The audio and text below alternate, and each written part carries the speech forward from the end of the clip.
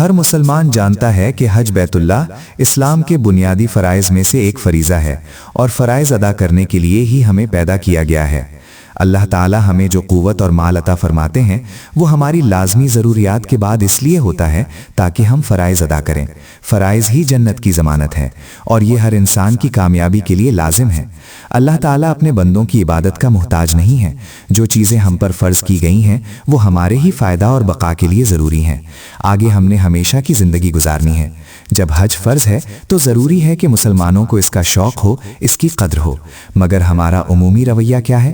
جب مال آ جائے گا تو حج کا سوچیں گے، جب شادی کر لیں گے تو حج کا سوچیں گے، جب کاروبار سیٹ ہو جائے گا تو حج کا سوچیں گے، کوئی اور ہمیں بھیج دے گا تو ہم حج کر لیں گے۔ یہ فکر کیوں نہیں کرتے کہ ہم نے یہ فرض بھی اپنے نامہ اعمال میں ڈالنا ہے، ہم نے یہ عظیم کام ضرور کرنا ہے۔